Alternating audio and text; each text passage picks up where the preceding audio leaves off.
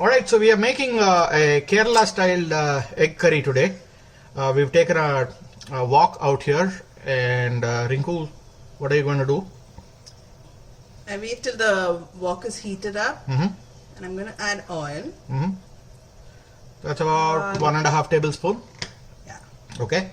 So I'll wait for the oil to get heated up so that the mustard can splutter. Okay. Okay, the oil is hot, about 3/4 of a tablespoon of mustard.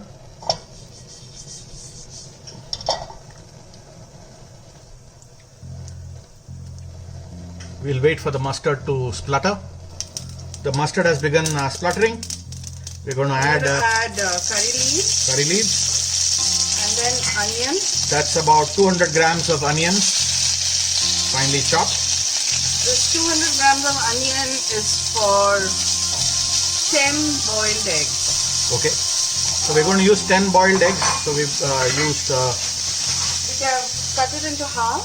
I've kept it ready. Okay.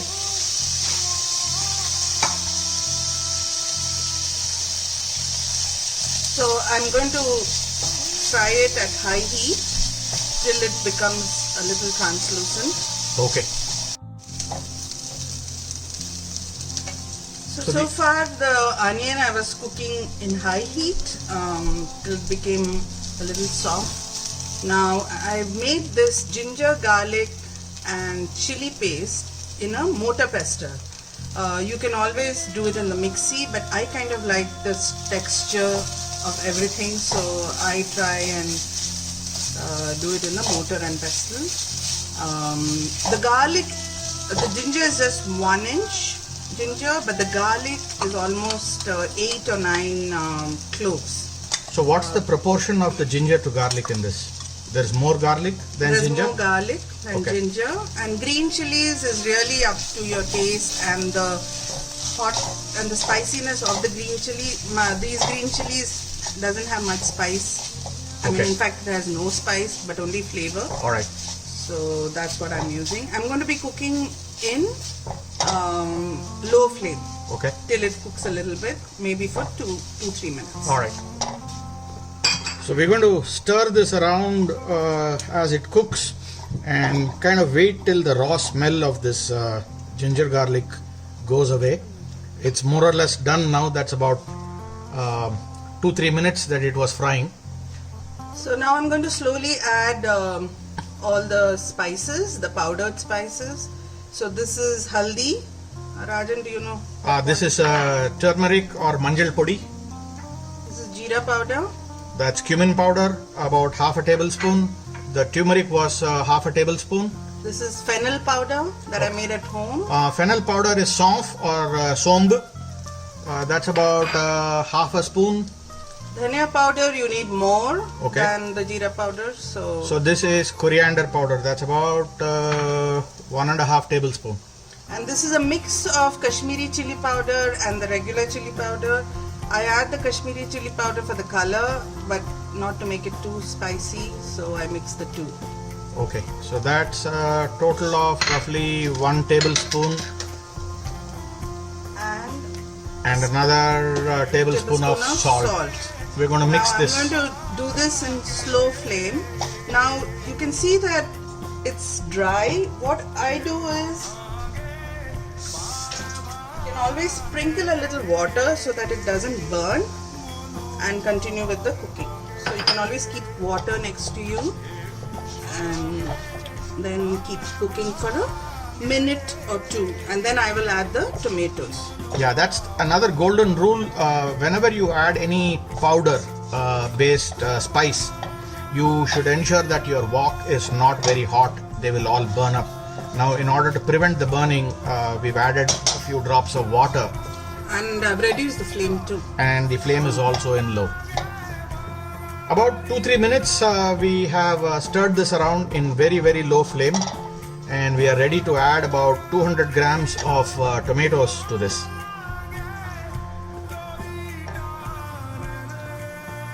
There we go.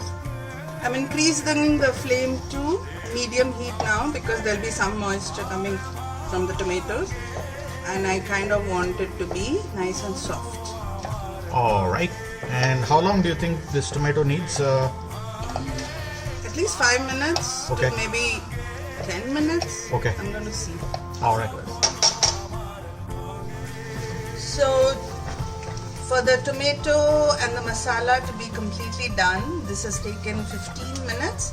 So it basically needs to become nice and soft like this. And I'm going to add just a little water. That is how much? I wouldn't That's know. Wait. 1 cup of water.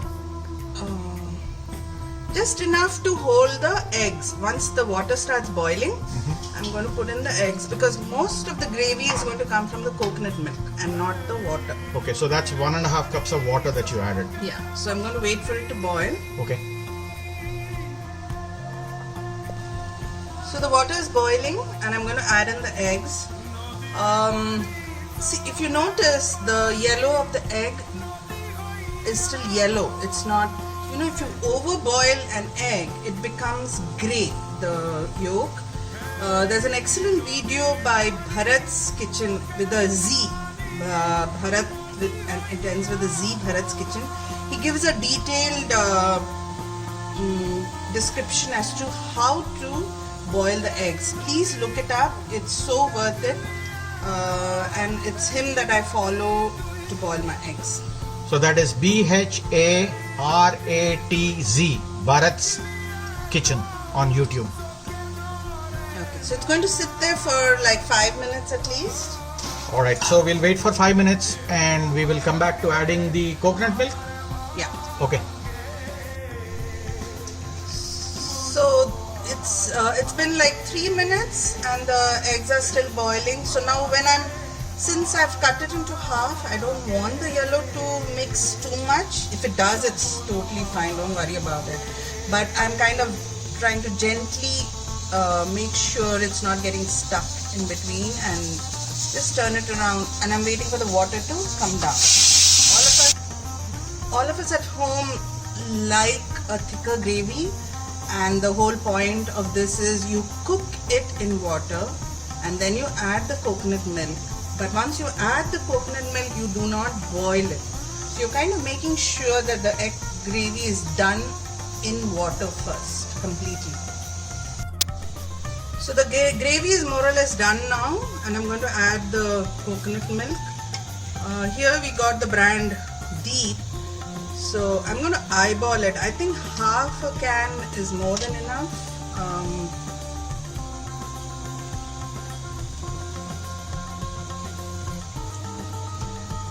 But if you add more, there won't be, it's not that it'll taste worse, it'll actually taste better.